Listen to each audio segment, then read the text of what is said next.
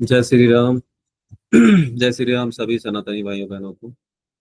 सबका बहुत बहुत धन्यवाद जो आप सभी लोगों ने समय निकाला।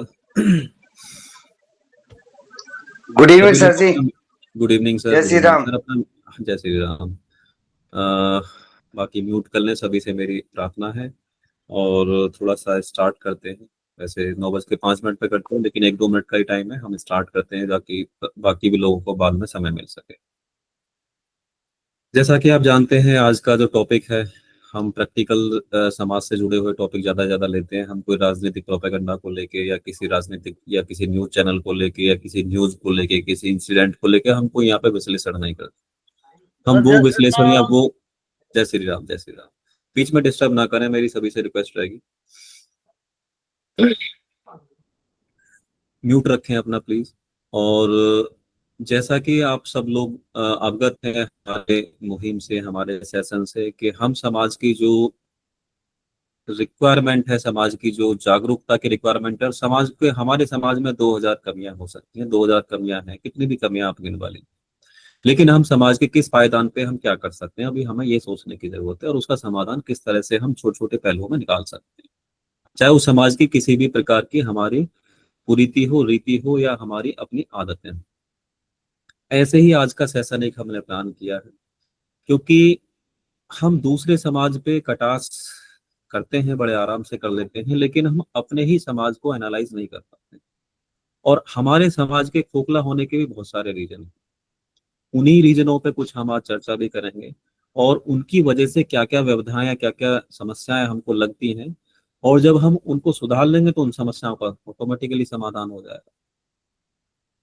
जब हम बात करते हैं कि क्या हमारे समाज में जो बढ़ता हुआ व्यभिचारपना है, व्यभिचार पने को बोलते हैं संस्कारहीनता, चरित्रहीनता, वाहियातपना है, क्या इसको कंट्रोल करने की जरूरत है?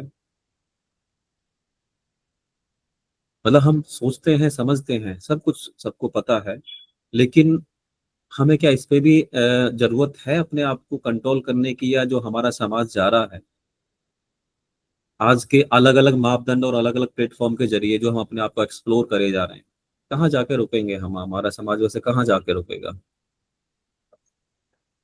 और हम अलग अलग, जैसे हम बात करें कि व्यभिचार, व्यभिचार में क्या क्या चीजें आती हैं, या बात करें वाहियातपने, उसमें क्या क्या चीजें आती हैं। ये दोनों शब्द हैं हिंदी के, सुनने में थोड़े से ऑकवर्ड लग रहे होंगे, लेकिन सुनने तो पड़ेंगे। ये इनको यही बोला जाएगा, मैं तो अपनी भाषा में इनको यही बोलने वाला हूँ। मैं इनको इंग्लिश प्रोनाउंसिएशन के साथ नहीं बोलने वाला। जिसको इंग्लिश निकालनी है वो अपने हिसाब से निकाल ले, लेकिन जो हिंदी का उच्चारण है उनका यही रहने वाला।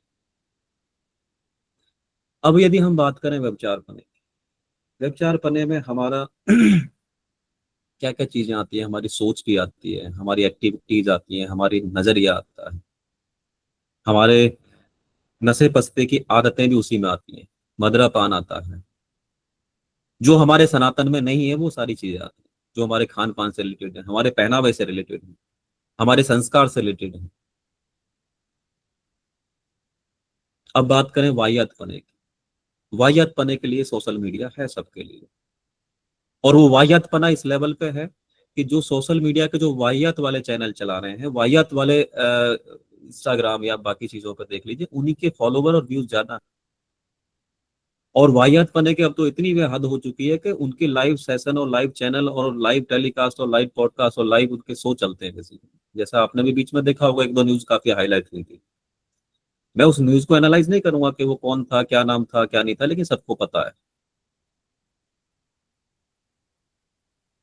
तो ये सब चीजें क्यों चलती हैं? जब हम अपने धर्म से और अपनी संस्कृति से भटक जाते हैं, और वो एक दिन में नहीं भटके, बहुत लंबे समय से भटके, तो हमें ना तो उन चैनल वालों को दोष देने की जरूरत है, ना हमें किसी और को दोष देने की जरूरत है, ना हमें बॉलीवुड वालों को दोष देने की जरूरत है। ये हमारी उदासीनता और हमारी बेसिकली संस्कृति से भटक जाना। जब हमारी उदासीनता होगी तो कोई भी उसका फायदा उठाएगा। कोई भी आगे बढ़ के आज कोई एक कदम उठाएगा हमारे धर्म के लिए, संस्कृति के खिलाफ, तो कल को दूसरा भी उठाएगा, क्योंकि हमारी उदासीनता, हमें मतलब ही नहीं है अपने आप से अलावा किसी दुनिया से।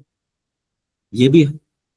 और उसका रीजन ये भी है कि हमने अपनी संस्कृति को इतना सबसे एटलीस्ट सबसे लास्ट में रखा है, कि धर्म को सनातन पे संस्कृति और पूजा पाठ या हमें अपने बच्चों को संस्कार सिखाना तो उनका काम है। जो लोग पिछड़े वर्ग हैं, हम तो अंग्रेजी बोलने वाले, हम तो मॉडर्न पद्धति और हम तो हाई फाई लोग ठहरे, हमें इन सब चीजों से मतलब नहीं है।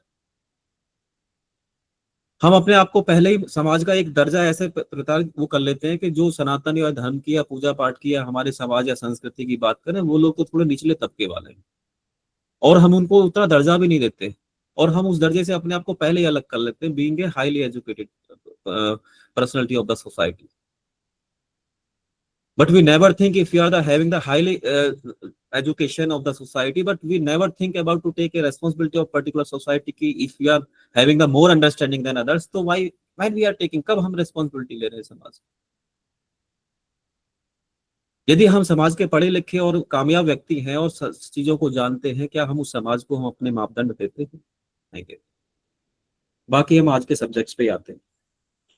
सबसे बड़ा जो इसमें है सोशल मीडिया को लेकर, सब लोग सोशल मीडिया चलाना ठीक है, आज की ट्रेंडिंग और आज की टेक्नोलॉजी को लेके हम ये भी नहीं कह सकते कि भाई आप मोबाइल मत चलाइए, सोशल मीडिया मत चलाइए, चलाना नहीं चाहिए। लेकिन क्या चलाना है, क्या नहीं चलाना है, क्या चलवाना है, किसको फॉलो करना है, किसको नहीं फॉलो करना है, ये तो हम जानते हैं ना। हम यहाँ पे ये नहीं कह रहे कि मोबाइल नहीं चलाना चाहिए, मोबाइल पे यूट्यूब नहीं चलाना चाहिए, इंस्टाग्राम नहीं चलाना चाहिए। बहुत सारे लोग बहुत सारी अच्छी मोटिवेशनल चीजें भी डालते हैं, बहुत सारे अच्छे चैनल भी चला रहे हैं जो समाज को एक दिशा निर्देश देना चाहते हैं और समाज के लिए एक बेसिकली इंस्पायरेशन बनना चाहते हैं। लेकिन जो समाज का तबका एक वाहियात पने में चल रहा है, बेसिकली वो उम्र का कोई भी तगाजा हो सकता है, वो अधेड़ उम्र वाले भी हैं, उसमें युवक युवतियां भी हैं, बच्चे भी हैं, सारे शामिल हैं। आप उनके चैनल और उनके व्यूज उठा के देख लिए, मिलियन मिलियन व्यूज पे उनके मिलेंगे बेसिकली। और फॉलोवर और व्यूज बढ़ाने के लिए, इनकम बढ़ाने के लिए क्या क्या नहीं समाज कर रहा है उसको बेसिकली। क्या उनके जो बेसिकली चैनल चलाने वाले लोग हैं, क्या उनका पड़ोस, उनका समाज, उनके माता पिता कोई देखता नहीं है? क्या मर चुके हैं? कभी उनको अपने अंदर ये लगता है कि जब हमारे चैनल को, इस वाहियात पने को हमारा समाज या हमारे आने वाले बच्चे देखेंगे तो क्या शिक्षा लेंगे? कि कल को यदि आज एक युवक युवतियां, आज हम 30 साल या 35 साल 40 साल की एज में और हम सोशल मीडिया पे अपना वाहियात पना रिकॉर्ड करके डाल रहे हैं, क्या हमारे बच्चे नहीं देखेंगे? क्या बच्चे उस बच्चों को या अपने बच्चों को या बाकी बच्चों को हम क्या शिक्षा देना चाहें?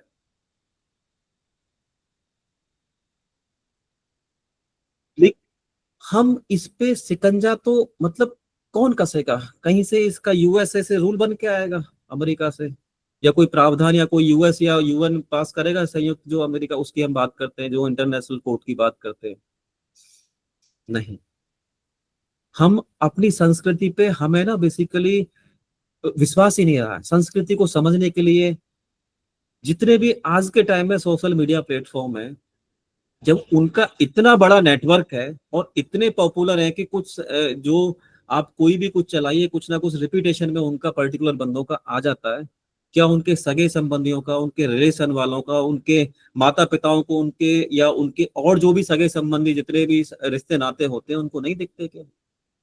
क्योंकि उनको परवाह ही नहीं है। ना उनको परवाह है बनाने वालों को, ना देखने वालों को परवाह है। ना किसी के अंदर शर्म है बनाने वाले के, ना जो उनके परिवार वाले हैं, ना उनको उनकी इज्जत या अपनी इज्जत का ख्याल है। वो जो चेहरे हैं, वो जो सोशल मीडिया पे जो चेहरे रहते हैं, वो सब जीते जागते आदमी तो हैं, मनुष्य ही तो है। सबने मनुष्य का जन्म तो लिया ही हुआ है ना। क्या उनका समाज या उनके आगे पीछे कोई रिलेशनशिप नहीं है कि जो उस चीज को बिना किसी झिझक के कर दे? और समाज के लिए क्या प्रेरणा देना चाहते? अगले पड़ाव पे सबसे बड़ी चीज है कि जब हम बात करते हैं नशे की, हम बात करते हैं, एक तो ये वाहियात पना सोशल मीडिया वाला हो गया, इस पे हम और भी स्पीकर से पड़ाव लेंगे। जब बात आता है नशे के लिए, नशे करने का जो बेसिकली हमारे अंदर हुनर कह लीजिए, आदत कह लीजिए, मजबूरी कह लीजिए, कुछ भी कह लीजिए, या हमारे कुछ भी, उसको आप कुछ भी नाम दे सकते हैं, क्योंकि बहुत सारे लोग इसको बहुत अलग अलग तरीके से जस्टिफाइड करते हैं। नशा करने का मतलब वही है कि जब हम सच्चाई से दूर भागते हैं। और नशा वही लोग करते हैं जो सच को स्वीकार नहीं करते, अपनी जिंदगी के सच को स्वीकार नहीं करते। इस चीज को मैं पूरी जिम्मेदारी के साथ कह सकता हूं और मुझे इस पे कोई भी आदमी लास्ट में कवर दे सकता। जब जब हम नशे की तरफ जाएंगे, हम अपनी दुनियावी जिंदगी की सच्चाई से दूर भागेंगे। जब जिंदगी की सच्चाई से दूर भागेंगे तो वही सनातन की सच्चाई है। और जब सनातन की सच्चाई से दूर भागेंगे तो फिर सनातन ही हम सनातन पे नहीं चल रहे हैं, फिर हम ना सनातन की राह पे चल रहे हैं, ना सनातन के रास्ते पे चल रहे हैं। जब हमारे जीवन में वास्तविकता नहीं है और हमने अपने आप को, सपोज करो आज हमारे जीवन में कोई प्रॉब्लम आ गई और हमने बोला कि चलो आज हम ड्रिंक कर लेते हैं, ये प्रॉब्लम आ गई, ड्रिंक कर लीजिए, ठीक है, प्रॉब्लम की वजह से, प्रॉब्लम तो वही की वही है, कल को और दोगुनी बढ़ जाएगी, क्योंकि आपने प्रॉब्लम से अपने आप को खींच लिया। ऐसा है कि दारू पीने से प्रॉब्लम सॉल्व होनी होती हो तो मेरे ख्याल से सबको ही पीनी चाहिए, कोई जिंदगी में प्रॉब्लम ही ना रहे। वो तो वो वाली बात होगी कि आंखें बंद कर लीजिए, चूहे के सामने यदि बिल्ली खड़ी है और चूहा आंखें बंद कर ले, बिल्ली भाग जाएगी क्या? वो तो प्रारूप प्रॉब्लम का वही रहने वाला है। तो हम जब सच्चाई से दूर भाग रहे हैं नशा करने के बाद में, तो फिर इसका मतलब तो हम सनातन से भी दूर भाग रहे हैं, क्योंकि ये जीवन सनातन से चलता है। जो जीवन है ना ऊपर वाले ने बनाया, इसका मैनुअल बेसिकली वेद शास्त्र है और सनातन से चलने वाला जीवन है ये। और सनातन सच्चाई का नाम है। और जब हम सच्चाई को हजम नहीं करते, सच्चाई को देखते नहीं, सच्चाई को एक्सेप्ट नहीं करते, तो इसका मतलब कहीं ना कहीं हम सनातन संस्कृति और अपनी सभ्यता से दूर भाग रहे हैं। और जो इस सनातन में है नहीं, बेसिकली मदरापान नशा पत्ता, तो फिर हम क्यों इसके पीछे भाग रहे हैं? क्यों इसको संडे मंडे में बांटा हुआ है कि हम बुधवार नहीं पीते, हम मंगलवार नहीं पीते, हम वीरवार नहीं पीते, हम शनिवार नहीं पीते? ऐसा सनातन में किसी की पुस्तक में लिखा हुआ है? मुझे भी बता दे। हम तरह तरह के एक्सक्यूज में हैं। मैं किसी को ये नहीं कह रहा हूं कि वो आज से ही छोड़ देंगे, लेकिन चाहे तो छोड़ सकते हैं। मैं किसी से यहाँ कमिटमेंट या किसी को पर्सनल कमिट नहीं कर रहा हूँ, ना मुझे नहीं पता है कि कौन कौन पीते हैं कौन कौन नहीं पीते, लेकिन जो सनातन में नहीं है, जो सनातन में लिखा हुआ नहीं है, चाहे वो मदरा पान है चाहे नशा पत्ता है, वो छोड़ना चाहिए। और यदि हम उसको किसी ना किसी मजबूरी के तहत अपनाए हुए हैं, तो फिर हम सनातनी कहलाने के लायक नहीं है पूरी तरह से। फिर कहीं ना कहीं हमारे प्रोफाइल में क्वेश्चन मार्क है। और इसी का ही रीजन जो वाहियातपना बढ़ रहा है ना बेसिकली, जैसे मैंने बताया, जो सोशल मीडिया पे जो वाहियात पने को हम, जो उनके माँ बाप उनके रिलेशन वाले क्यों नहीं काउंटर कर पाते? क्योंकि वो खुद उस वाहियात पने का पार्ट होते हैं। इसलिए वो अपने बच्चों को काउंटर भी नहीं कर पाते कि आप क्या सोशल मीडिया पे गंद फैला रहे हो, क्योंकि वो हक भी खो चुके होते हैं। उस हक को लेने के लिए पहले हमें अपने हक में रहना पड़ेगा। हमने अपने पेरेंट्स होने का भी हक खो दिए अपने बच्चों के ऊपर। क्यों? क्योंकि हम भी उस वाहियात और व्यभिचार पने का पार्ट अपने आप को ढाल लिया। वो तो सोच लिया कि इतना डिस्काउंट तो चलता है इसमें, इतना तो बोले होता ही है, बोले इतना तो हमारे लिए होता है, इतना हमारे बच्चों के लिए होता है। तो are we able to counter our children? क्या हम अपने बच्चों को काउंटर कर पाएंगे? क्योंकि हम ही 50 तरह के एक्सक्यूज लेके घूम रहे हैं। तो कहीं ना कहीं पहले हमें अपने आप पे, being a parents, being a educated person of the society, we need to take a proper stand. यदि आदमी चाहे कि एक ही दिन में छोड़ना, तो एक ही दिन में छूट जाता है। मैं कोई यहाँ पे आध्यात्मिक सत्संग या संत महात्मा नहीं हूँ कि मेरे सामने किसी को कमिट करने की जरूरत है, लेकिन अपनी आत्मा के और अपनी अंदर की आवाज से छोड़ सकते हैं। लेकिन उस चीज को हमें करना चाहिए। जो हमारे सनातन में नहीं है वो वर्जित है, तो वर्जित है, उसको किसी भी भाषा में किसी भी तरह से आप सुन सकते हैं। मैं केवल इस पे इतना ही बोलूंगा। उसके बाद यदि हम बात करें, जब हम बच्चों की बात करते हैं, जब सपोज करो हमने व्यभिचार पना देख लिया, नशा पत्ता देख लिया, तो हम बच्चों के लिए बेसिकली, हम क्या लगता है कि हम उनसे सुधरने की उम्मीद कर सकते हैं अपनी आने वाली बच्चों से, या उनसे जो अभी हमारे हाथ में बच्चे हैं, या जो उनके भी बच्चे आने वाले हैं? हर आदमी दो तीन पीढ़ी की बात करता है ना, अपने बच्चों के और अपने बच्चों के बच्चों तक की, वहां तक तो जिंदा रहता ही है आदमी। नहीं, वहां भी गैप हो जाएगा।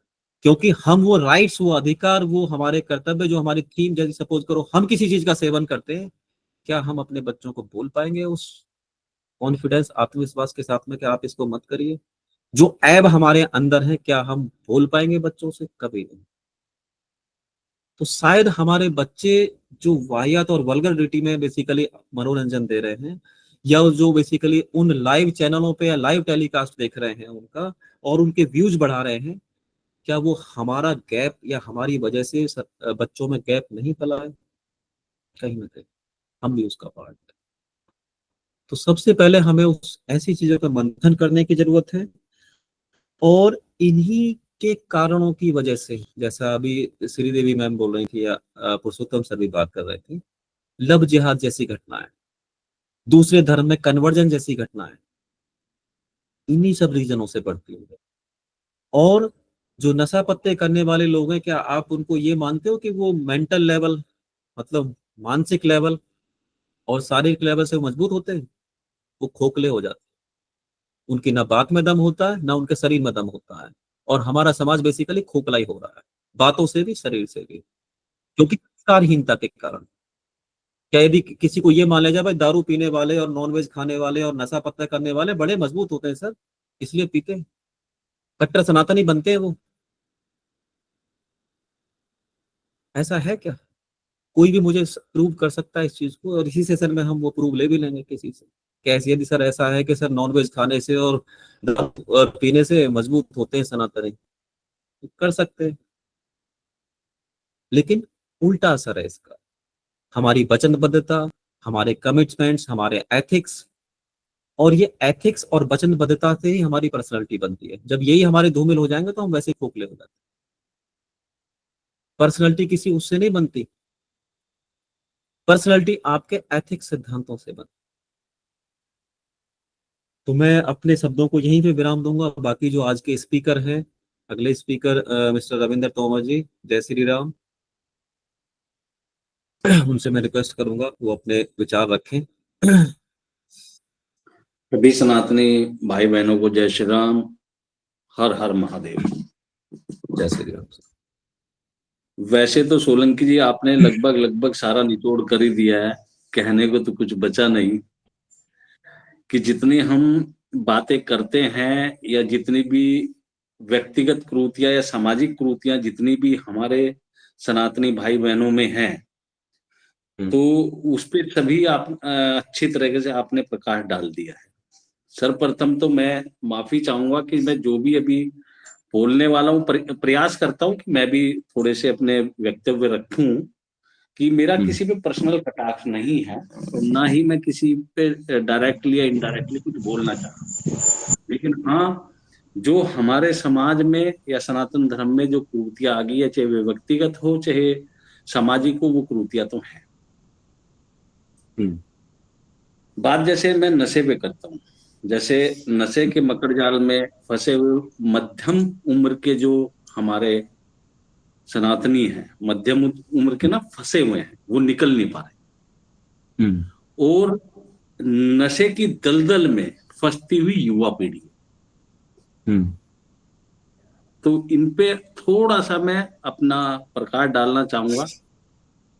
और मैं कोई कही सुनी बातें नहीं कर रहा हूं, मैं प्रैक्टिकली जो मैंने अपने जीवन में अनुभव किया है वो मैं आप सभी लोगों के साथ यहाँ साझा करता हूँ, क्योंकि मैं भी आज से 4 साल पहले अल्कोहल लेता था।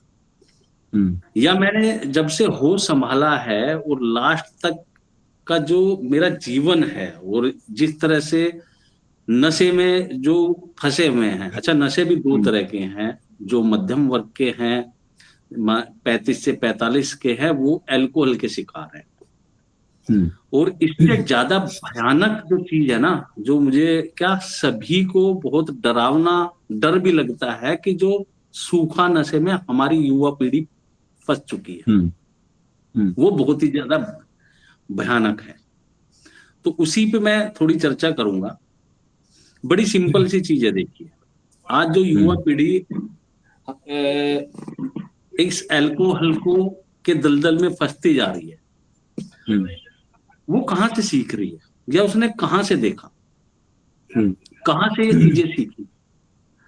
मैं एक एग्जाम्पल के तौर पे कहना चाहूंगा, अगर मैं पर्सनली लेता हूं, सोचता हूं कि भाई मेरा जो बच्चे हैं वो जब जवान होंगे तो उनके हाथ में मैं दूध का गिलास देखना चाहता हूं या शराब का गिलास देखना चाहता हूं।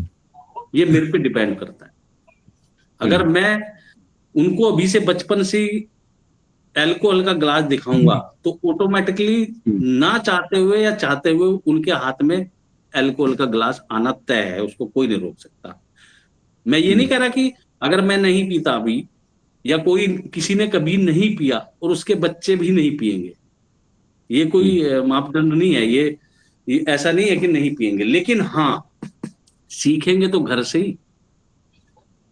चाहे मैं अपने घर से, चाहे मेरे रिश्तेदार, चाहे जो भी रिश्तेदार है, चाहे मामा हो, चाचा हो गए, ताऊ हो गए, मामा हो गए, फुप्पा हो गए, आजू बाजू का यही तो कल्चर है, उसी में तो रहते हैं, वहीं से वो सीखते हैं और कहीं से नहीं सीखते। बचपन से मैं देखता हूं कि जब मैं छोटा सा था तो इतना चलन शराब का नहीं था। एक गांव में, अगर मैं गांव की बात करता हूं, आज से ज्यादा नहीं, 30 साल पुरानी बात कर लेते हैं, ज्यादा पीछे नहीं जाते हैं, या शहर में भी बहुत गिने चुने लोग होते थे जो अल्कोहल का यूज करते थे, वो भी कटाक्ष पे रहते थे, अरे वो तो ये शराब पीता है। आज इसके विपरीत है, और हम ये नहीं कह सकते कि डायरेक्टली उन बच्चों का ही दोष है। कहीं ना कहीं, चाहे ज्यादा हो चाहे कम हो, दोष हमारा भी है। मैं इसको बहुत ही लंबा चौड़ा नहीं, आज तो जैसे आप देखियो, कोई भी शादी बिना अल्कोहल के होती नहीं है। शादी में आप देखिए क्या होता है, सभी लोग भंड हो जाते हैं, क्या उसका महत्व रह जाता है। बारात में जो नाच गाना चलता है, पहले जैसे बैटरी चार्ज होती है ना, ऐसे गाड़ियों में बैठ के, पंडाल में बैठ के पहले रिचार्ज होते हैं, उसके बाद वो नाचने गाने लगते हैं। तो कुछ भी, कहीं भी समाज का कुछ समझ नहीं आ रहा, किधर जा रहे हैं, कहाँ जा रहे हैं। दूसरा, हमें बहुत ज्यादा जरूरत है देखने की, जो अगर हम सुधरेंगे तो युवा पीढ़ी अपने आप सुधर जाएगी।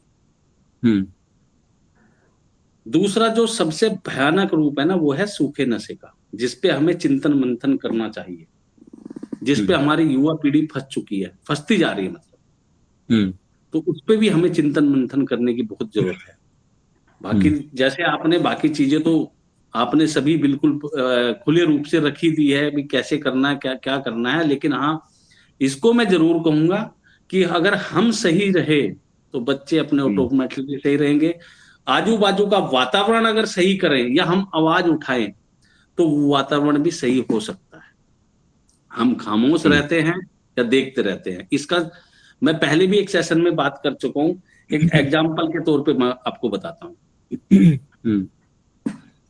जितने भी हम, चाहे किसान हैं, चाहे व्यापारी हैं, चाहे जॉब करते हैं, हम सुबह घर से निकलते हैं और शाम को घर से आते हैं। बच्चे सुबह जल्दी चले जाते हैं, जबकि कई बार तो ऐसा देखा जाता है कि पिताश्री सो रहे हैं और बच्चे स्कूल में चले जाते हैं। शाम को हमारे आने का वक्त ऐसा होता है कि वो सोए रहते हैं और हम तब आते हैं। अब इसके भयानक रूप देखिए कि जैसे सपोज करो मैं अपने ऑफिस गया या व्यवसाय पे गया या जॉब पे गया, खेत पे गया, तो बच्चे तो स्कूल चले गए, मैं बाद में उठा, मैं व्यवसाय चला गया, आती दफे मैं सीधा डायरेक्टली घर नहीं पहुंचा। मैं कहीं किसी कोने में बैठा हूं, यारों दोस्तों के साथ बैठा हूं, कहीं भी बैठा हूं और अल्कोहल का यूज कर रहा हूं। और पहुंचता घर कब हूं कि जब मेरे बच्चे सो जाते हैं। तो मुझे तो उन बच्चों से रूबरू होने का या संस्कार, संस्कृति, सभ्यता, कोई उनसे बातचीत करने का टाइम ही नहीं मिला। न्यूज चैनल पे आपने देखा होगा, मैं रिपीट कर रहा हूं, 2-3 बार कर चुका हूं इस लाइन को, कि न्यूज चैनल पे ना एक प्राइम टाइम आता है कि सबसे ज्यादा उस टाइम पे देखा जाता है, वो 8 बजे के आसपास का होता है। 8 बजे से 9 बजे तक या 10 बजे के आसपास, 8 बजे 9 बजे का होता है। और हम उस टाइम पे हमारा होता है 7 बजे, 8 बजे, 9 बजे के करीब हमें 7-8 बजे घर होना चाहिए कि हम घर आए, अपने बच्चों के साथ उठे बैठे बात करें, पूरे दिन की चर्चा करें, स्कूल में क्या हुआ, आजू बाजू क्या हुआ, माँ बाप से बात करें, और उनको जो उनकी उम्र है या आने वाले जो उनके पड़ाव हैं उनके बारे में उनसे बात करें कि हमें अब आगे क्या करना है या तुम्हें समाज में कैसा रहना। ये हमारा कर्तव्य है। लेकिन इसके विपरीत उस प्राइम टाइम को हम कहीं और देते हैं। वो अल्कोहल में ले लो, किसी भी नशे में ले लो। तो बच्चे कहाँ से तो संस्कार सीखेंगे, कहाँ से संस्कृति, कहाँ से सभ्यता सीखेंगे? क्योंकि हम जिस टाइम पे हम बच्चों की हमें जरूरत है, हम वहां होते ही नहीं, हम कहीं होते हैं। करेक्ट, बिल्कुल ठीक। तो ये तो नशे के मतलब बहुत भयानक रूप है कि नशा कहाँ से आता है और कैसे कैसे बच्चे सीखते हैं। हम्म अब दूसरी बात मैं कहूंगा, क्योंकि और भी वक्ता हैं, उनको भी अपने वक्तव्य रखने हैं, कि जो मध्यम उम्र वो 35 से 45 है, और युवाओं में बढ़ती संस्कारहीनता और चरित्रहीनता,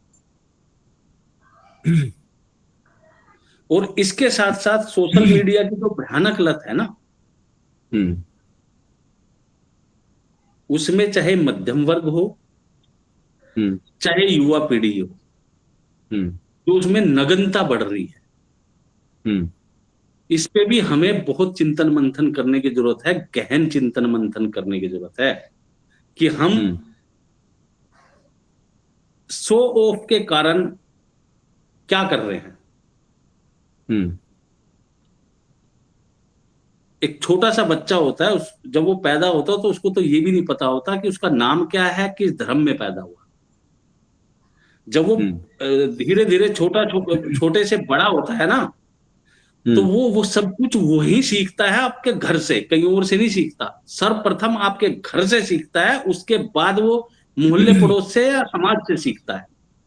हम्म तो जो कार्य आप घर में कर रहे हैं सोशल मीडिया पे, चाहे आप हम्म कोई फोटो बना रहे हैं, चाहे कोई रील बना रहे हैं, हम्म चाहे कपड़ों को पहना हुआ है, चाहे उसके पिता की बात करने का तरीका है, या वो उसके माता पिता के बात करने का, तो कपड़े का, तो बोलचाल का, तो उठने बैठने का, तो कहीं घूमने फिरने का, तो जो भी वो कार्य कर रहे हैं वो बच्चे घर से ही सीख रहे हैं, या आजू हम्म बाजू से अपने रिश्तेदारों से सीख रहे हैं।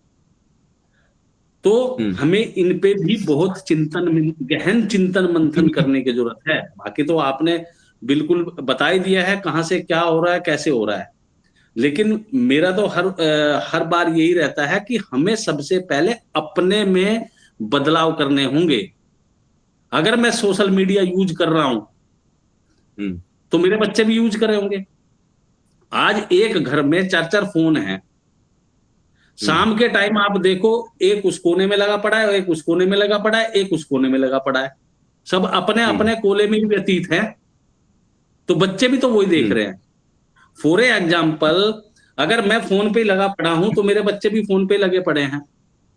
आप हम्म किताब डेली घर में कोई भी शास्त्र, या किसी भी जो भी हमारे, चाहे उपनिषद है, चाहे वेद है, चाहे गीता है, चाहे रामायण है, अगर हम उसको बैठ के पढ़ने लगेंगे तो ऑटोमेटिकली बच्चों का दिमाग उधर ही चला जाएगा।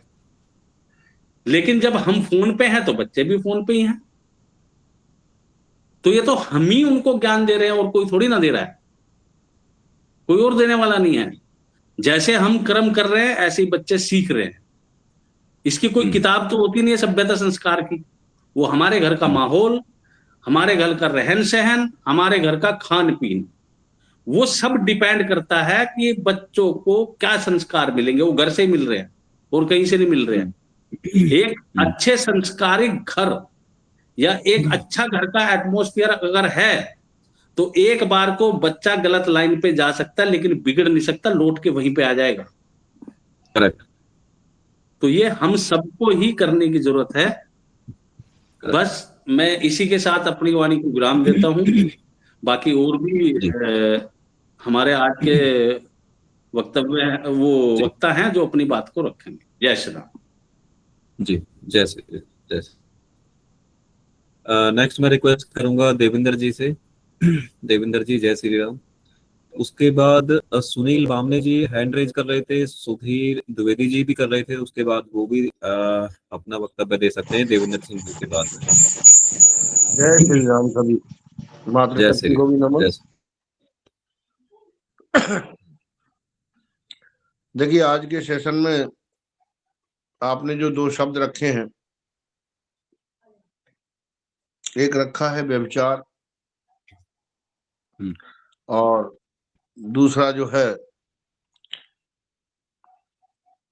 वो भी बताऊं आपको। तो व्यभिचार पे पहले बात करते हैं। तो देखिए, व्यभिचार का जो शाब्दार्थ है वो सभी यहाँ जितने भी बैठे हैं मीटिंग में सभी लोग समझते हैं, लेकिन इसमें अधिकता आने के 2-3 मूल कारण हैं। सबसे पहला है हमारा खान पान। पुराने समय में जो है ज्यादातर खान पान हमारा दूध दही का था और मोटे अनाजों का था, आज से 30-40 साल पहले तक। तो ये उसका वो परिवेश एक अलग था और बुजुर्ग जो लोग थे उनका कंट्रोल अपने परिवार के ऊपर रहा करता था। तो बुजुर्गों के कंट्रोल में रहने से जो परिवार रहे और बुजुर्गों का जो सम्मान करते थे, तो बुजुर्ग किसी भी गलत बात को सहन नहीं करते थे, चाहे वो लड़के की हो, चाहे बहू की हो, चाहे बच्चों की हो या अड़ोस पड़ोस वालों की भी हो, तो उनको भी वो डांट दिया करते थे और कोई उनके ऊपर आपत्ति नहीं उठाता था। तो सबसे बड़ा तो आया हमारा खान पान। और आज जो हम खा रहे हैं वो टोटल का टोटल डस्ट खा रहे हैं, चाहे वो गेहूं में हो, चाहे वो सब्जियों में हो, चाहे वो फलों में हो। हम टोटल का टोटल मैक्सिमम से मैक्सिमम यूरिया खा रहे हैं। और शायद कुछ लोगों को ना पता हो, यूरिया की अधिकता एक एक्सप्लोजन को जन्म देती है।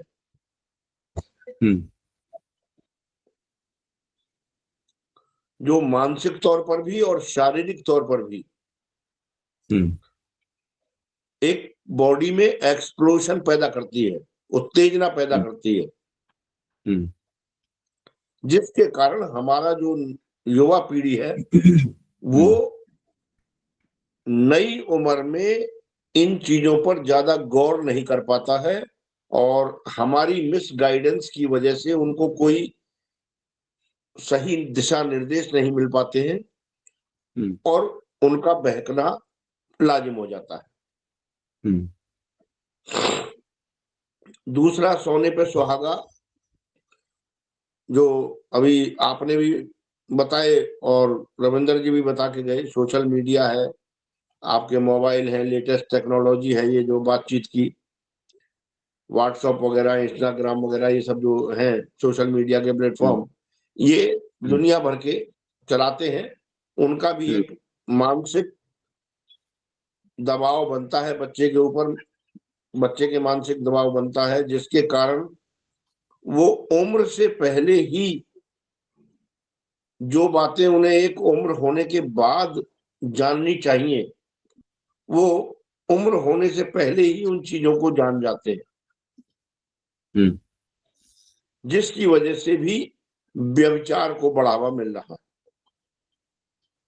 है। तीसरी बात है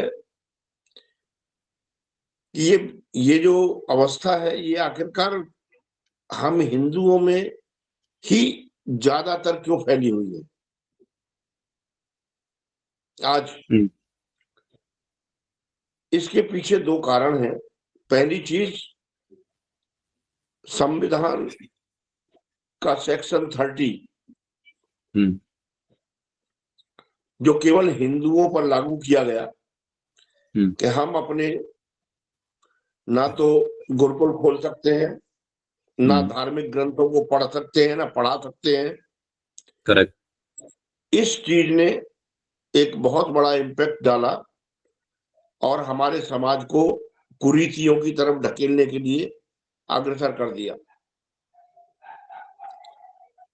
दूसरी चीज, हम जिस समाज में, हम और आप सभी जहां जितने भी लोग यहाँ बैठे हैं, हम लोग मध्यम और मध्यम से निम्न वर्ग के लोग हैं।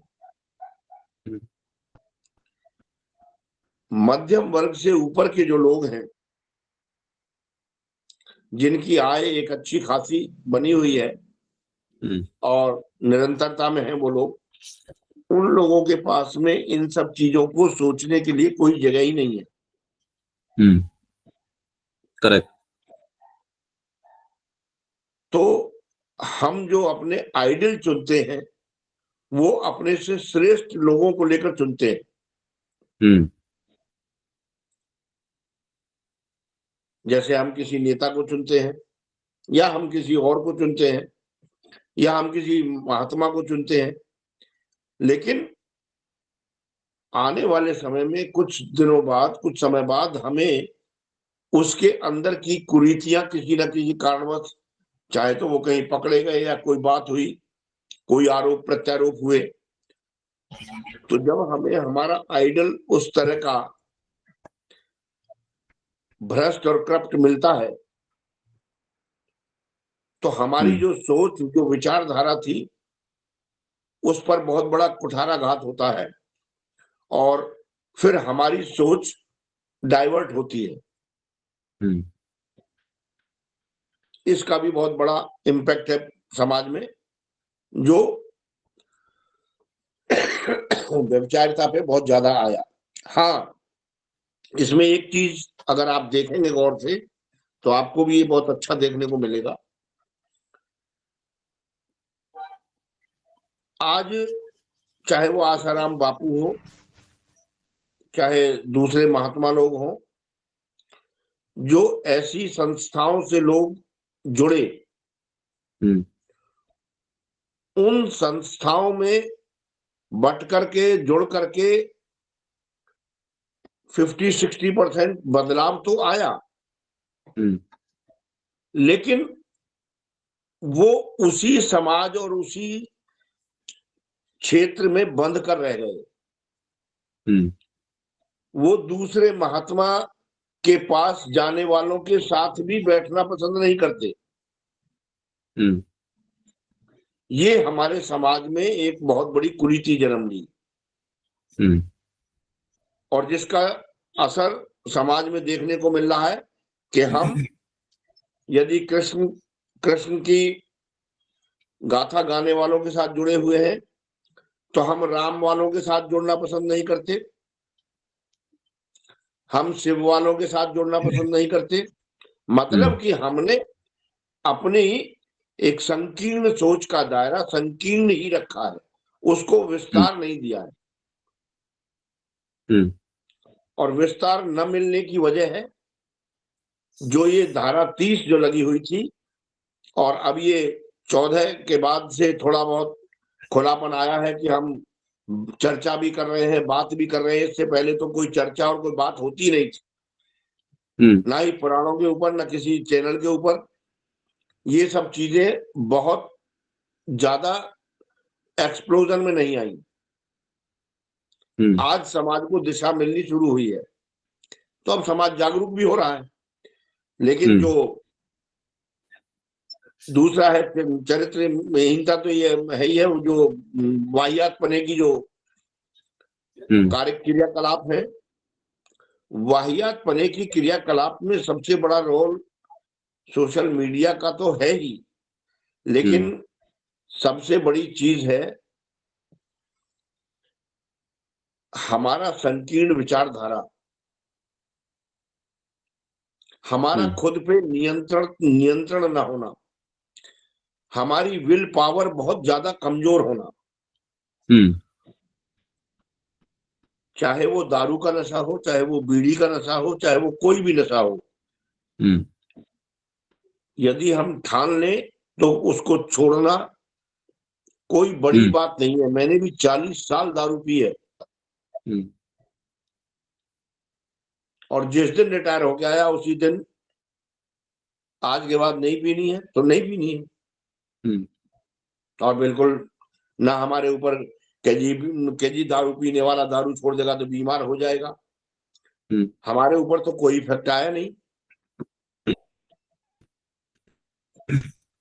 और ऊपर वाले की दया से अभी तक बिल्कुल स्वस्थ हूँ। ना कोई बीपी है, ना शुगर है, ना लेना है, ना देना है, ना चश्मा है, एज इट इज हूँ, कोई फर्क नहीं है।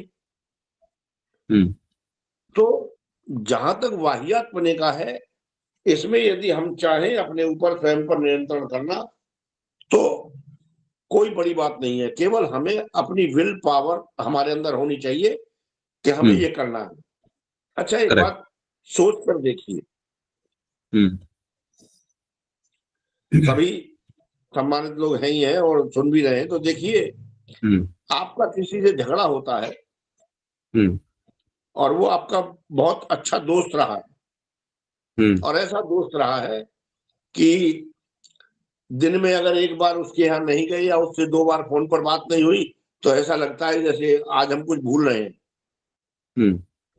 लेकिन किसी बात को लेकर के और आप में जब नाइतवाकी पैदा हो जाती है तो आपको सालों गुजर जाते हैं और आप बातचीत नहीं करते। आपको मनाया भी जाता है लेकिन आप मानते नहीं और आप बिल्कुल सेपरेट हो जाते हैं।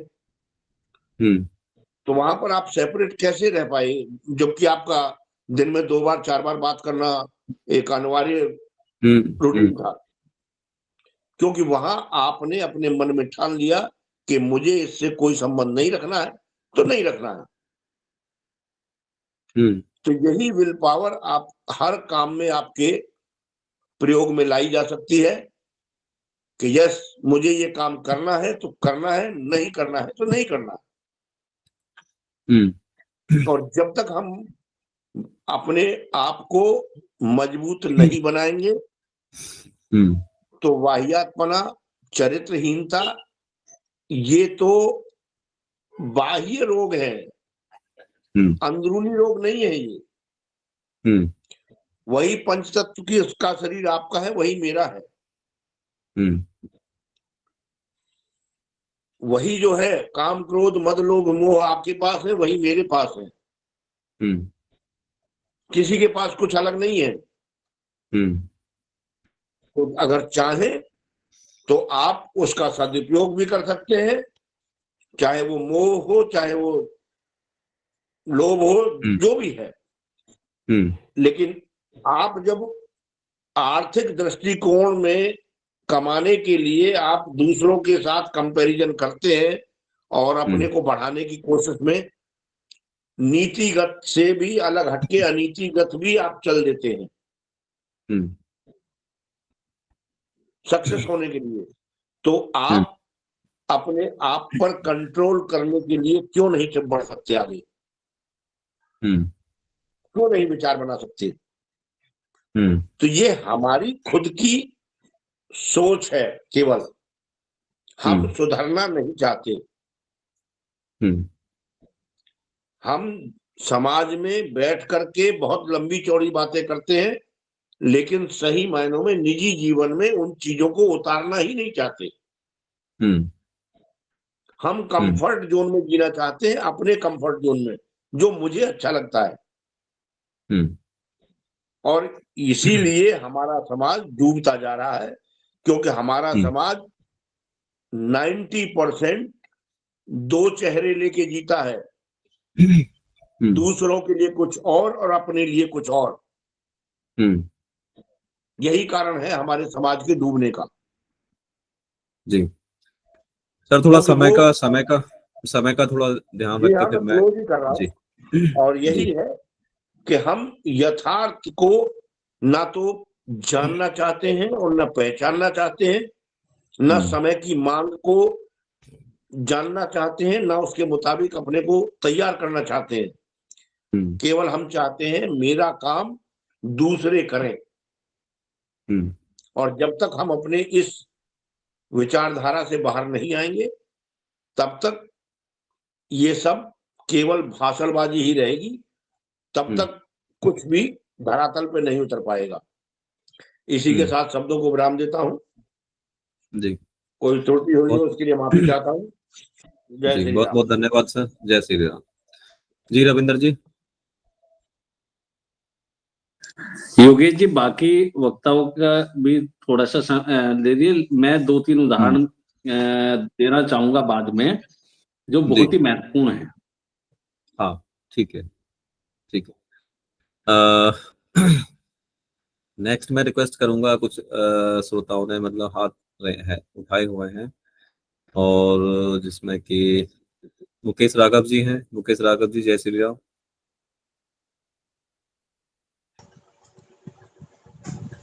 जय जी, श्री राम सर।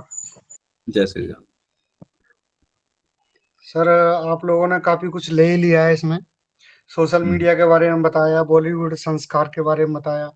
मैं इसमें एक पॉइंट और जोड़ना चाहूंगा, तो सर शिक्षा पद्धति हमारी जो चेंज हुई है ना, उसका हम्म भी बहुत बड़ा असर है। क्योंकि हम्म पहले बच्चे गुरुकुल में पढ़ते थे, तो हम्म गुरुकुल में क्या है, बहुत सारी चीजें बताई जाती थी और गुरुकुल में ही रहते थे, तो उनको समय नहीं मिल हम्म पाता था फालतू की हम्म चीजों को देखने। ये पहले तो पहली बात तो ये मोबाइल ही नहीं थे पहले, तो उनको हम्म बाकी की चीजों को ध्यान नहीं आता था।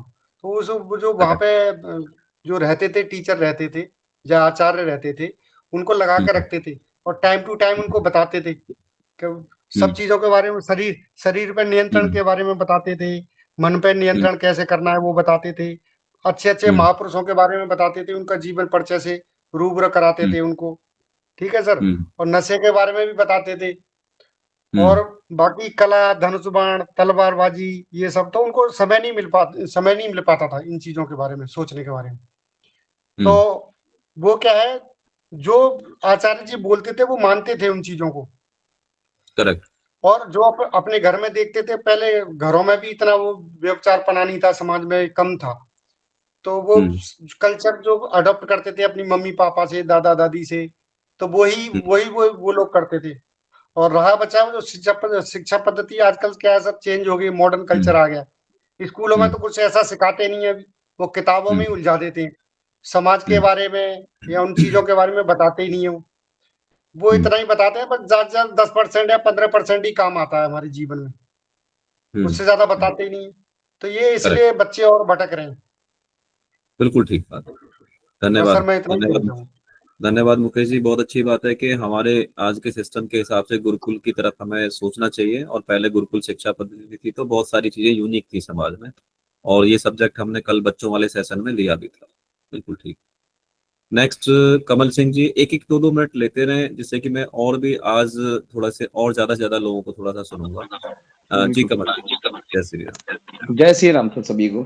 जय श्री राम। सर मैं अभी जो राघव जी ने बताया, बाकी हम्म, अपने तोमर सर जी हैं, देवेंद्र सर हैं, आप हैं, आप लोगों ने बहुत अच्छा इसमें बता ही दिया है सब कुछ।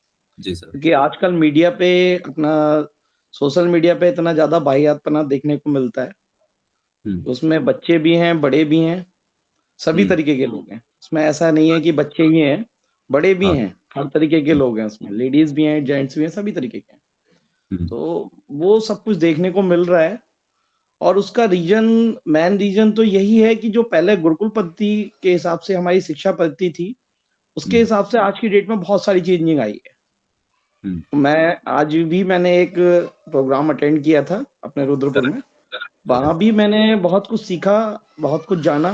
मेरी बेटी भी साथ में गई थी मेरे। हम्म तो वहां पे बस मेन तो यही देखने को मिला कि अभी भी आने वाले टाइम में हम्म हमें गुरुकुल पद्धति को ही अपनाना पड़ेगा, यस। तभी हम आगे सक्सेस हो सकते हैं, अपने हम्म बच्चों को सही राह दिखा सकते हैं। हम्म क्योंकि गुरुकुल पद्धति में ये सारी चीजें, हमारा जो जीवन जीने का तरीका है, अच्छे तरीके से जीना हम्म और सनातन की तरफ को अग्रसर होना, कैसे हम्म हम अपने आप को मतलब एक सक्षम रूप में अपने अपने आप को हम तैयार कर सकते हैं, अपने बच्चों को तैयार कर सकते हैं, वो हम्म सारी चीजें उसमें सिखाया जाता है।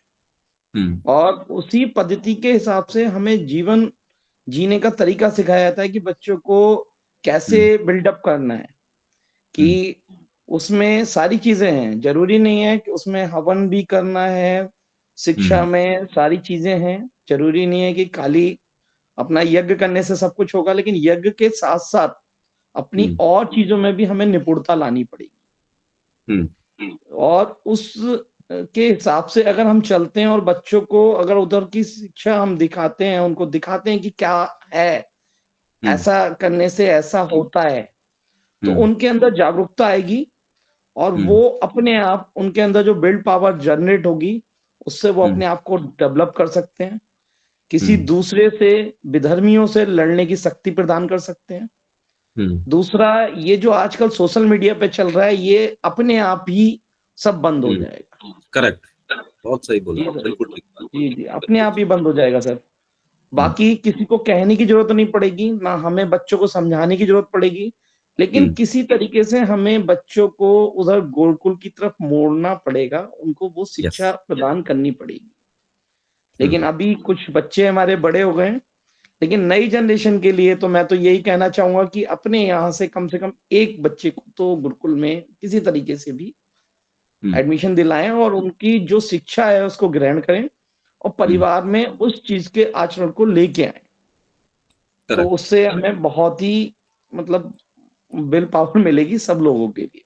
बस इतना ही कहना चाहूंगा मैं। धन्यवाद। बहुत जय बहुत श्री राम। धन्यवाद। जय श्री राम। कमल जी, आपने बहुत अच्छे विचार रखे और बहुत बहुत धन्यवाद आपका। गुरुकुल जो शिक्षा पद्धति है वो हमारी बेसिक शिक्षा पद्धति है जिसको हमें अडॉप्ट करना चाहिए। और सभी की जानकारी के लिए मैं बताना चाहूंगा, मैंने अपनी बच्ची का एडमिशन का प्लान कर लिया 7th क्लास में इसी साल से। और किसी को गुरुकुल के बारे में ज्यादा जानकारी चाहिए, कौन से गुरुकुल अच्छे हैं, कहाँ पे कराना चाहिए, कहाँ पे नहीं कराना चाहिए, मुझसे अलग से बात कर सकते हैं पर्सनली। लड़कियों के गुरुकुल कितने हैं, लड़कों के कितने हैं, कौन कौन सी लोकेशन में, क्या उनके कॉन्टेक्ट नंबर है, मुझसे डायरेक्टली बात कर सकते हैं। मुझे किसी से आधा घंटे भी बात करनी पड़ेगी तो आई विल टॉक, लेकिन कन्विंस जरूर करूंगा। लेकिन गुरुकुल की तरफ हमें सोचना चाहिए। यदि हमारे बच्चे बड़े हैं तो किसी पड़ोसी के बारे में सोचिए, किसी रिलेशनशिप के उसके बारे में सोचिए। और गुरुकुल में जो बच्चों की एंट्री है 2री क्लास से लेके 7वीं क्लास तक एंट्री है, उसके बाद नए एडमिशन की एंट्री नहीं है। तो जो उस दायरे में बच्चे आते हैं तो वहां तक सोचा जा सकता है। बाकी और भी मैं आज वक्ताओं को सुनूंगा, जैसे कि और कुछ हमारी बहनें भी जुड़ी हुई हैं। मैं चाहूंगा सोनू मैम से, और एक कोमल भाटी जुड़ी हुई थी, वो लेफ्ट हो गई हैं, और उसके बाद श्रीदेवी मैम। मैं भी चाहता हूं कि आप एक एक 2-2 मिनट आप भी अपने शब्द रखें और आज के सेशन के माध्यम से अनम्यूट करें। सोनू मैम।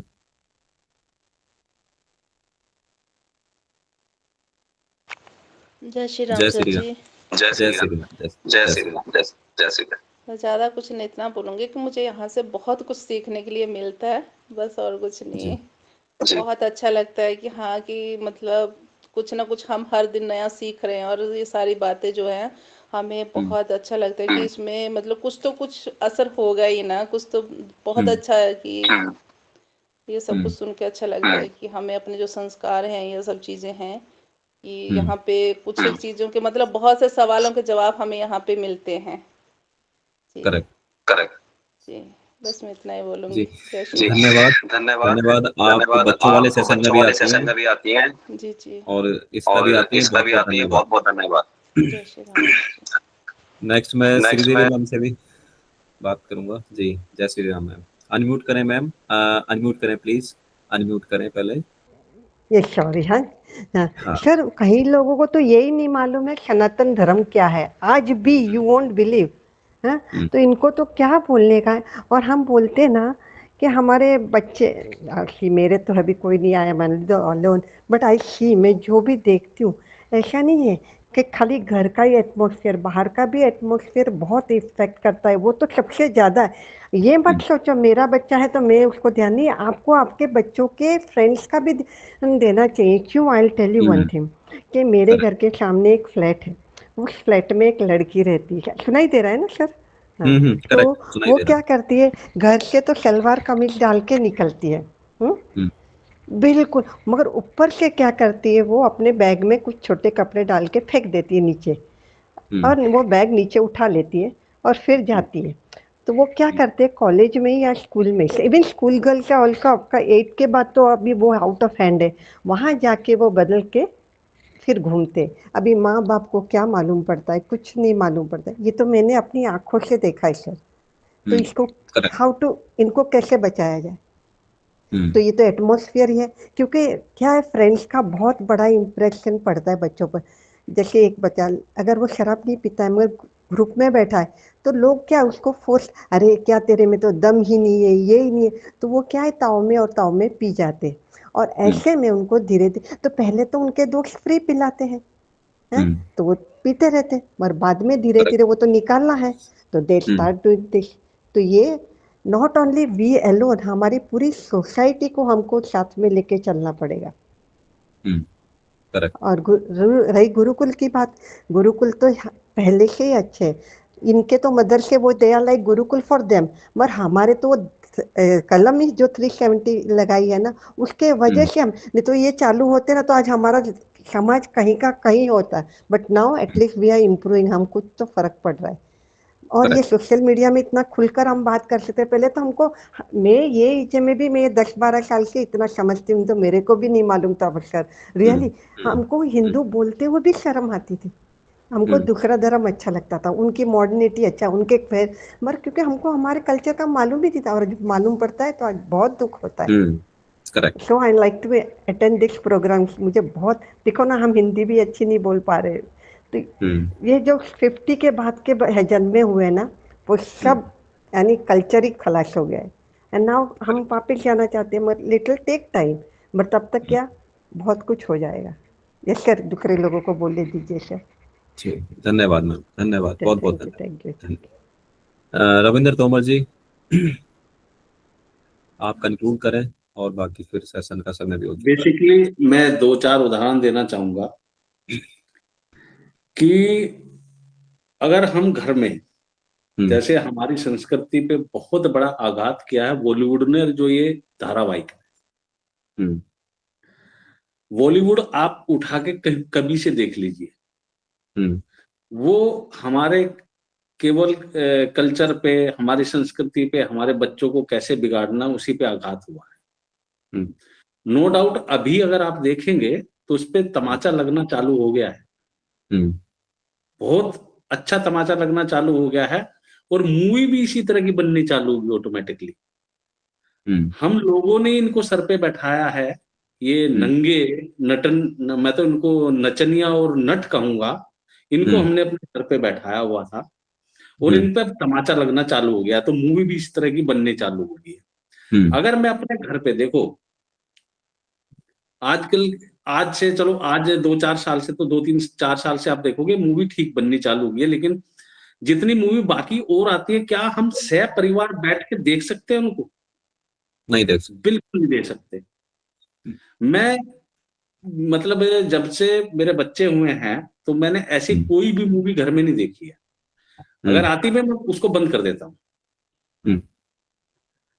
ऐसे धारावाहिक जो घर घर में आज जुत्तम पतरम हो रहा है ना, सास का, बहू का, और भाभी और ननद का, बहुत बड़ा हाथ है इस धारावाहिक का। अच्छा, उस पे मैं तो कुछ ऐसे मर्द भी हैं, मेरे सनातनी भाई भी हैं, निकम्मे कहूंगा, चर्चा करते हैं, मतलब वो भी वहां बैठ के देखते हैं, अरे वो धारावाहिक आ रहा होगा, अरे उसमें मतलब जो हमारी मातृ शक्ति है, चलो ठीक है कि वो एक टाइम पे है, लेकिन जो पुरुष है वो अपना पुरुषार्थ भूल चुका है, और वो भी स्त्री बनने के चक्कर में है। चर्चा करते हैं बैठ के ऑफिस में, वो धारावाहिक देखकर शर्म के मतलब डूब के मर जाना चाहिए उनको, इस तरह की बातें करते हैं। तो अगर जिस तरह से हमने वो मूवी छोड़नी बंद कर दी है, और अब देखिए कितना बड़ा फर्क पड़ा है बॉलीवुड पे, कि वो मूवी किस तरह की बनने चालू हो गई है, और जो भी बन रही है वो हिट जा रही है, बहुत करोड़ों में जा रही है। इसी तरह अगर हम धारावाहिक भी घर पे छोड़ने देखना बंद कर देंगे ना, तो ये बनने ही बंद हो जाएंगे। लेकिन हम इस पे चर्चा नहीं करते हैं। बहुत बड़ा हाथ है हमारे इस संस्कार को बिगाड़ने में, हमारे बच्चों को बिगाड़ने में, हमें बिगाड़ने में, इस बॉलीवुड का रिश्ता। मैं आपको एक सिंपल सी बात बताता हूँ, कैसे कैसे नाश हुआ है, मोटी मोटी चीजें बताता हूँ। पुरानी से पुरानी मूवी उठा के देख लो, जितनी पुरानी देखनी है कोई भी देख, उठा के देख लेना, उसमें जितने दिखा गए होंगे ठाकुर, जितने दिखा गए होंगे चौधरी, वो सारे के सारे तो बलात्कारी, निकम्मे, लुटेरे, सब वही दिखाए गए हैं। करेक्ट। उसके बाद में पंडित जी महाराज आ जाओ, पंडित जी महाराज का ऐसा चरित्र दिखाया गया है कि भाई ये तो केवल पाखंड खिलाते हैं, ये हमेशा करते हैं। अब आ जाओ वैश्य समाज पे, कि जो बढ़िया है उसकी बही खाती लिए घूमता है, ये तो बस काम ही खराब करता है, लोगों मतलब दाल में पत्थर मिला के बेचता है, ये मिला के बेचता है। मतलब हमारा जो वर्ण व्यवस्था है, क्षत्रिय से लेके वैश्य समाज से लेके ब्राह्मण समाज से लेके सबको निकम्मा, वाहियात, बलात्कारी, उनके पीछे जो मर्जी लगा दो वही बना के दिखाया गया। करेक्ट। आप कोई मूवी देख लेना, मतलब मेरी बातों पे मत जाना, आप कोई भी मूवी देख लेना, तो धीरे धीरे क्या हुआ कल्चर में, अच्छा ये तो ये खराब है, अरे भैया जिन्होंने के पुरखों ने अपना खून पसीना ये पूरी पृथ्वी लाल की हुई है, अपना बलिदान दे दे के उनको क्या कैरेक्टर दिखाया गया है। तो ये एक तो ये देखना बंद कर दो। दूसरा, धारावाहिक ने आय हाय क्या कहूं उनको, बैक म्यूजिक भी, मतलब वो बैकग्राउंड म्यूजिक भी, जैसे ननद की देखो आप धारावाहिक कहते हैं, ननद की जैसी एंट्री होती है ना, उसको नागन का रूप या बैकग्राउंड म्यूजिक ऐसा बजाएंगे कि वो बच्ची देखती देखती बड़ी होती है, उसको लगता है ससुराल पक्ष तो ऐसा ही होगा पक्का। करेक्ट। तो ये दोनों चीजों ने बहुत बड़ा आघात किया हमारी सभ्यता संस्कृति पे। तो बॉलीवुड पे तो देखो थप्पड़ लगने चालू हो गए, वो तो बदलने चालू हो गया। अब हम सबका कर्तव्य है कि इन धारावाहिक, वो जो है ना एक सुपनखा, वो क्या नाम है उसका, एकता कपूर, उसने तो ऐसी बैंड बजा दी हमारी कि घर घर में जुत्तम पत्रम उसने सिखा दिया। तो इन दो चीजों को पे अंकुश लगा दोगे, धारावाहिक पे अंकुश लगा दोगे, देखना तो बहुत कुछ चेंज हो जाएगा। और मैं ये प्रैक्टिकली बताता हूं, क्योंकि मैं घर में नहीं चलाता हूं, मैं बहुत बड़ी वाह नहीं करता हूं। अभी 5-6 दिन पहले, अभी तो मैं साइड पे हूं, मैं घर पे बैठा था और न्यूज चैनल पे आज तक मैं देख रहा था, तो उस पे जो बेंगलुरु की घटना थी ना, वो उसकी रेप केस की, तो वो घटना दिखा रहे थे। मेरा बच्चा ना 14वें साल में है, मेरे से पूछा पापा ये दिखा रहे, मेरी समझ में ये नहीं आया कि ये केस कौन सा होता है, रेप केस। अब मैं उसको क्या जवाब दूं, क्योंकि मैं कोई गंदी मूवी नहीं देखता हूं, मूवी में अगर गंदा सीन आ रहा है वो भी वहीं पे बंद कर देता हूं। कोई ऐसे धारावाहिक मम्मी देखती है, उसको देखने मना कर देता हूं, बेटा ये मत देखे, तो उल्टी सीधी चीजें दिखाते हैं। उसको मैं उस कल्चर में जाने ही नहीं दिया। अब मैं उसको उस दिन क्या जवाब देता कि ये किस चीज की बात हो रही है। तो इसलिए मैं कह रहा हूं कि जब हम घर पे सब चीजें ठीक कर देंगे ना, तो आपको भी इतना आनंद आएगा उस दिन। मतलब मुझे एक तरफ तो ये लग रहा था कि यार मैंने बिल्कुल संस्कार सही चल रहे हैं, घर के कल्चर सही चल रहा है, लेकिन मैं उसको बता नहीं पाया कि ये कौन सा केस होता है। तो मैं इन्हीं उदाहरणों के, मैं 2-4 उदाहरण इसीलिए बता रहा था आपसे। तो क्षमा चाहता हूं कि दोबारा फिर आपसे मौका मैंने लिया कि मैं अपने विचार। नहीं बिल्कुल, और बिल्कुल आपने प्रैक्टिकल बातें बोली हैं, और समय भी हो चुका है, और आज का सेशन काफी अच्छा रहा, और सभी ने सहयोग भी दिया, सभी ने अपना वार्तालाप भी किया। सभी का बहुत बहुत धन्यवाद सभी को। अच्छा, देवेंद्र जी कुछ कहना चाह रहे हैं? देवेंद्र जी, जय श्री राम जी। मैं एक ही बात कहना चाहता था, छूट गया था उस समय। जी जी। देखिए, जिनके बच्चे अभी 15-16 साल से लेकर के 17-18 तक के बच्चे हैं, उन माँ बाप को, और जो खास तौर से इंग्लिश मीडियम और आपके ग्रेजुएशन में पढ़ रहे हो, उन माँ बाप को अपने बच्चों पे बहुत ज्यादा सतर्कता बरतने की जरूरत है। क्योंकि वो आजकल जो ड्रग का रैकेट है, वो कॉलेजेस में और इंटर कॉलेज से लेकर के और ग्रेजुएशन में बहुत ज्यादा इफेक्ट कर रहे हैं। और जो बच्चे थोड़ा कमजोर होते हैं या डरपोक दब्बू किस्म के होते हैं, उनको ही वो सबसे पहले पंजे में लेते हैं। तो अपने बच्चों के फ्रेंड सर्कल पे खास तौर से नजर रखें, और बच्चों की एक्टिविटीज पे भी थोड़ा नजर रखें, ताकि उनको बचाया जा सके। एडिक्ट होने के बाद उनको बचाना बहुत मुश्किल हो जाता है। जय श्री राम। इसी के साथ बात खत्म करता हूँ। राकेश जी भी, राकेश जी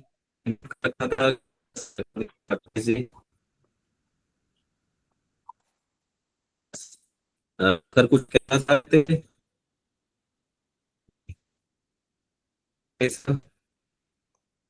बस अपने नाम से।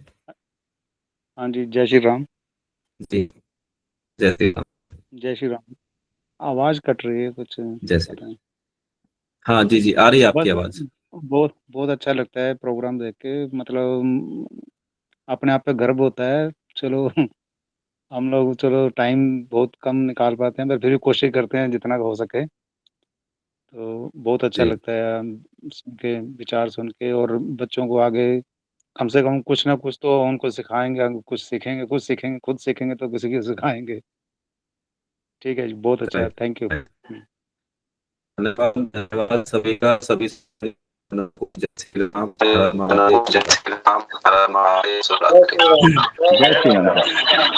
जय श्री राम। जय श्री राम। जय श्री राम।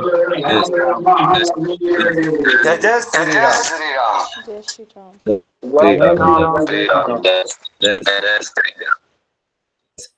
हर हर महादेव।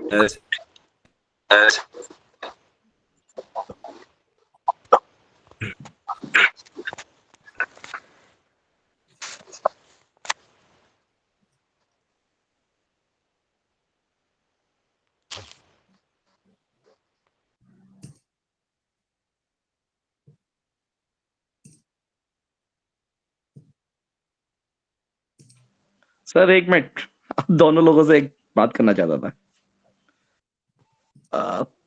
थॉमस सर, आवाज आ रही है? जी जी जी जी। सर मैं एक आज अभी गया था तो वहां पे एक चीज सीखने को मिली, एक नई चीज ला रहे हैं वो लोग, जिसमें युद्धवीर क्या जी, है मान लीजिए। आप वहाँ पे युद्धवीर जी और उनके प्रवचन सुने होंगे आपने।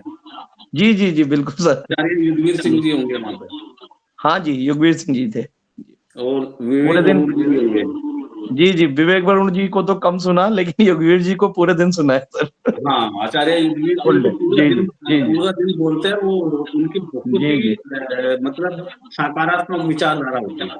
जी सर बिल्कुल पूरे दिन सुना है उनको। हाँ हाँ। सर इसमें सर बस मैं ये जानना चाह रहा था कि उन्होंने एक नई चीज चालू की है, गुरुकुल मतलब सेवा एक तरीके की नई वो लाना चाह रहे हैं। अभी बात चल रही है कि कहीं पे भी मान लीजिए किसी को दिक्कत होती है आसपास में 2 किलोमीटर के एरिया में, तो एक नंबर जनरेट होगा कि आप अपने नंबर फोन से वो नंबर जैसे ही क्लिक करेंगे तो आपके पास 2 किलोमीटर में विद इन 10 मिनट्स 20 मिनट्स के अंदर कोई ना कोई हेल्पिंग आपके पास पहुंच जाएगी। बिल्कुल बिल्कुल। तो वो मैं जानना चाह रहा था कि वो इसमें अपने यहाँ पे भी सब में वो चीज लागू होनी चाहिए, तो मैं एक दूसरे से कांटेक्ट में ही है। गुरुकुल क्रांति जी और हम जो है कांटेक्ट में हैं। जी जी कांटेक्ट में ही मैं है भी जी। रुद्रपुर ही रहता हूँ। अच्छा जी, मैं आपका वेट कर रहा था, सोलंकी सर ने बताया था कि आप आएंगे, हाँ लेकिन आप मैं थे नहीं, तो हाँ मैंने कहा हो सकता है कहीं। तो मैं एक्चुअली मेवात साइड चल रही है, परसों ही मेरे को अचानक यहाँ आना पड़ी। अच्छा जी। हाँ, तो वो बिल्कुल सही है। देखो, हमारे मंजिल एक है, जी बिल्कुल रास्ते अलग अलग हैं, लेकिन पहुंचना एक ही मंजिल पे है। बिल्कुल सर बिल्कुल। तो आचार्य विवेक गुरु जी भी और आचार्य युद्धवीर जी को तो मैं इससे पहले प्रोग्राम में वहाँ हुआ था, ये रबड़ी दिल्ली में। अच्छा जी वहाँ पे वक्तव्य भी रखा था मेरा। वहाँ पे जी। मेरा बेसिकली शारीरिक प्रशिक्षण पे था, अच्छा जी रक्षा पे। तो यहाँ भी मेरा संबोधन था, लेकिन नहीं पहुंच पाया, जी क्योंकि हमारा जो धर्म है या सनातन संस्कृति है, शास्त्र और शस्त्र दोनों को साथ साथ लेके चलने की आवश्यकता है। जी सर जी तो मेरा फोकस शास्त्र पे कम रहता है, शस्त्रों पे ज्यादा रहता है। बिल्कुल सर होना चाहिए सर। हाँ, तो अभी मैं भी प्रयास में लगा हूँ। अच्छी चीज है, देखो, चाहे उस प्लेटफॉर्म से चाहे इस प्लेटफॉर्म से, जी कि जो एक नंबर अगर जनरेट हो जाएगा, क्योंकि अभी तो हम चले हैं, ढंग से चल भी नहीं पाए हैं। अभी आप देखो कि हम संडे को ये सेशन रखते हैं, बिल्कुल तो सर। कितने लोग जुड़ते हैं मेरे भाई? हाँ सर सही बात है। 30-35 से ज्यादा नहीं जुड़ते। जी बस इससे ज्यादा नहीं हो पाते। तो अभी संख्या बल बढ़ाने की जरूरत है हमें धीरे धीरे। जी तो जैसे संख्या बल बढ़ जाएगा तो सारे की सारी चीजें अपने आप ही जुड़ती चली जाएगी। अभी तो संख्या बल इतना है कि कोई नंबर भी अगर दे दिया तो वहां कोई पहुंचेगा ही नहीं। बिल्कुल सर, कम से कम अभी जब मीटिंग में आने के लिए तैयार नहीं है लोग, तो सेफ मेरी समझ में नहीं आ रहा कैसे हेल्पिंग के लिए कैसे आएंगे। आएंगे, समय लगेगा थोड़ा सा, बहुत फर्क पड़ा है। देखो, पहले 7, 8, 9, 10 लोग होते थे। हाँ जी अभी हमारे किसी सेशन में 50 पे संख्या पहुंच जाती है, संख्या पर। हाँ जी पहुंच जाती तो है। धीरे धीरे असल में उनके जो संस्था है, हमारी संस्था में थोड़ा सा फर्क पता क्या है, उसमें तो जो रिटायर हो चुके हैं, जी अपनी जिम्मेदारी से पूर्ण हो चुके हैं, वो कुछ लोग जुड़े हुए हैं। जी सर। हम जितने भी लोग यहाँ पे हैं, सारे के सारे कार्यरत हैं, चाहे बिजनेस में हो चाहे जो भी।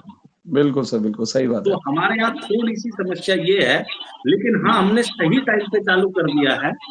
और धीरे धीरे जो भी अपने कार्यभार से, अपनी जिम्मेदारियों से मुक्त होता जाएगा, वही आगे बढ़ता है। मतलब वही प्रमुख श्रेणी में आता जाएगा। जैसे मैं हूँ, अभी मैंने, सबको पता है मैंने 10 साल अपना धंधा करना है केवल। जी जी 10 साल बाद मैं रिटायरमेंट ले लूंगा अपने धंधे से। अच्छा जी और फिर मेरा सही कर्म चालू होगा, फिर मैं फिल्टर पाड़ूंगा अच्छा। जी जी तो ऐसे ही कुछ और भाई भी हैं जो लगभग 10 साल 12 साल में रिटायरमेंट पे पहुंचेंगे, अपने जिम्मेदारियों से मुक्त होंगे। जी जी बिल्कुल लेकिन ये है कि हमने देखो तब तक भावनाएं उत्पन्न कर देनी है। बिल्कुल जी लठ चलाना है, ये नहीं है हमें लठ चलाना है, उससे कोई उद्धार नहीं होने वाला। जी यहाँ दिल में ना, यहाँ आग लगानी है। बिल्कुल सर जिस दिन जन जन के दिल में आग लग गई, उस दिन हम पार पा जाएंगे। जी जी एक उदाहरण आपको देता हूँ, हमको कोई भी भाषण दे रहा है, नहीं सर हमें 200 साल लग गए जी अंग्रेजों से गुलामी खत्म करना। हाँ जी जी सर लेकिन आपने कभी गहराई से सोचा कि सन 1931 में 2 बहुत बड़े शहीद बलिदान हुए थे। जी 19 एक चंद्रशेखर आजाद जी जी और एक सरदार भगत सिंह जी। जी सर सरदार भगत सिंह जी चाहते तो बम फेंक के भाग सकते, बिल्कुल जी जी बिल्कुल जा सकते हैं आगे नहीं हुए और अपना वकील नहीं खड़ा किया उन्होंने। बिल्कुल जी वो क्या करना चाहते थे, वो हर सनातनी के, हर हिंदुस्तानी के मन में आग जलाना चाहते थे कि जब इस सबके मन में आग जल जाएगी जी तो ये तो सब हम अपने आप जन जन में आग जल जाएगी तो हम आजादी पा जाएंगे। और वही हुआ। जी 1931 में वो शहीद हुए और 1947 में 16 साल बाद ही आजादी मिली। जी जी जबकि सन 1857 में बहुत बड़ी क्रांति हुई थी, पूरे देश में एक साथ होनी थी, लेकिन तब भी हम सफल नहीं हुए थे। क्यों? क्योंकि हर देशवासी, हर भारतवासी के मन में आग नहीं थी, जी सर इसलिए सफल नहीं होता। नहीं तो 1857 की तो बहुत भयंकर लड़ाई थी, जी सर लेकिन वो अलग अलग जगह पे कम कम लोगों के द्वारा 10-10, 15-15, 5-5, 6-6, 200-200, 500 लोगों के द्वारा लड़ी गई। जी सर तो हमने भी वही कार्य किया कि हर सनातनी के मन में ज्वाला उत्पन्न कर देती, बिल्कुल बस जी हमारा काम हो गया। जी तो हम तो विचारों से, जैसे फैशन होता है, जितने लोगों तक विचार पहुंचे, हो जी सकता है कि आने वाले टाइम पर हमसे भी बहुत अच्छे अच्छे वक्ता निकल के आए, बिल्कुल बहुत सर अच्छे अच्छे योद्धा निकल के आए। तो जी यही है, ये अच्छा है उन्होंने जो एक नंबर दिया, क्योंकि वहाँ थोड़ा सा संख्याबल ज्यादा है। जी जी जी लेकिन वास्तविकता यही है कि हम सेशन पे आते बोलते हैं, लेकिन धरातल पे जो है, अगर किसी का साथ देना हो ना तो हवा निकल जाती है हमारी। जी ये वास्तविकता है। लेकिन चलो प्रयास है आप लोगों का, आप भी आते हैं, आप भी बात करते हैं। आज वहाँ भी गुरु क्रांति के प्रोग्राम में भी गए, कुछ आप जगाएंगे, कुछ हम जगाएंगे, सभी मिलकर एक ज्वाला धीरे धीरे जगाएंगे। आने वाले बिल्कुल सर समय जी में सब कुछ अच्छा। हाँ जी बिल्कुल सर ठीक है सर जय श्री जय राम श्री राम। जय हर हर महादेव। हर हर महादेव